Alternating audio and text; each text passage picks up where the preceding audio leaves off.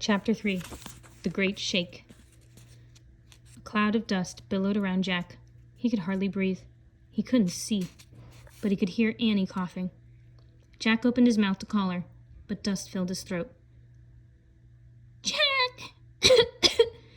Annie shouted his name. Jack! I'm here, he said hoarsely. I think I'm in trouble, she said. Jack tried to sit up. He hurt all over. His clothes were ripped and covered with dirt. His cap was gone. Where are you? He called. Here, said Annie. Jack started to stand, but he fell down again. His legs were like rubber. Where? He repeated. Jack cleaned his glasses and looked around, but he still couldn't see Annie through the thick haze of dust. I fell into the ground, said Annie. Jack crawled in the direction of Annie's voice. Keep talking, he said. Here! Here! Jack felt a ledge with his hands. He looked down into a huge crack in the street. Through the dust, he could see Annie right below him. You found me, she said between coughs. I'll pull you out, said Jack. He grabbed Annie's hands. He tried to pull her out of the crack, but she was too heavy. I can't do it, he said. Bring me something to stand on, Annie said. Maybe I can get out by myself. Jack stood up and stumbled away from the crack. He gathered an armload of bricks. Then he went back to the crack and handed them down to Annie one by one. Annie carefully stacked the bricks on top of each other. I need more, she said. Jack ran to get more bricks. He was afraid there'd be another earthquake and the crack would close with Annie inside. He handed the bricks down to her. Hurry, he said. I'm hurrying, she said. At last, Annie finished stacking the bricks. She stood on the stack. With her bare hands, she slowly pulled herself up. Jack helped her stand. She was covered with dirt.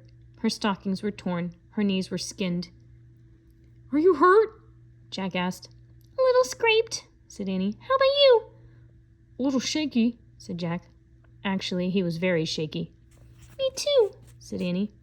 I think San Francisco just had a really huge earthquake, Jack said. He coughed. His throat was clogged with dust. Annie coughed too. What's the book say? She said. Jack pulled his research book out of his leather bag. His hands were trembling. He could hardly turn the pages. I'll find it, said Annie. She took the book from him and found a picture of a torn-up street. She read aloud. At 5:13 a.m. on April 18th, 1906, the people of San Francisco were shaken awake by one of the biggest earthquakes in the United States has ever known. Some called it the Great Shake. No wonder we feel shaky, said Jack. I wonder if a lot of people got hurt, said Annie. They looked around. Through the dust-filled air, families were stumbling out of their crumbling houses. They all were barefoot and still wore their night clothes. Some babies and small children were crying, but strangely, the grown-ups were all silent. They just stared at the torn-up street and crumbling houses. Everyone must be in shock, said Annie. I know how they feel, said Jack. He gazed at the rubble all around them. He didn't know what to do. He couldn't think clearly. Annie looked at the book again. She read aloud. Just after the earthquake, broken chimneys, stoves, and lamps caused terrible fires. The fires raged for 3 days, nearly destroying all of San Francisco. Over 28,000 buildings burned down. That's terrible, breathed Jack. In the distance, a cloud of black smoke was rolling through the sky. The fires are starting, said Annie. Chapter 4. What's the story? Maybe we should leave, Jack said in a panic. He wanted to get out of San Francisco before the fires spread. We can't, said Annie. We have to find our special writing from Morgan's library. Something to lend. Let's find it fast, said Jack. He and Annie started walking through the rubble. They stepped over piles of bricks, chunks of concrete, and broken glass.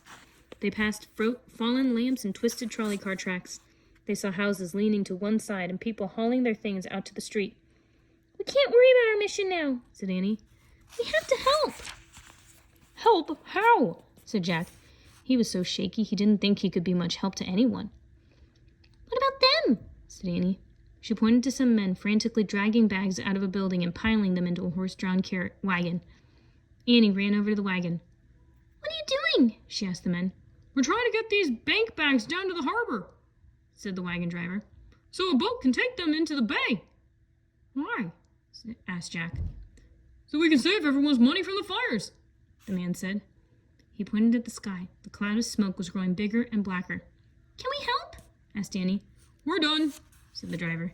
You kids run home to your parents, then get out of the city. Jack wished he and Annie could ride with the driver down to the bay and be safe from the fires too, but he could see the wagon didn't have room for them. Good luck, said Annie.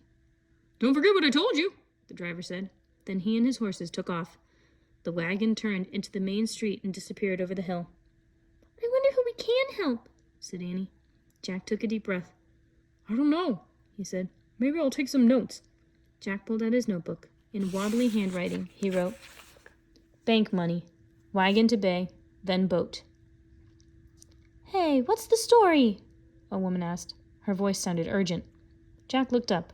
A man and woman stood in front of them. The woman wore a long dress and carried a notebook. The man wore a suit. He carried a big camera and a three-legged stand. What story? Said Annie. The story with the bank. My name's Betty. I'm a reporter, said the woman.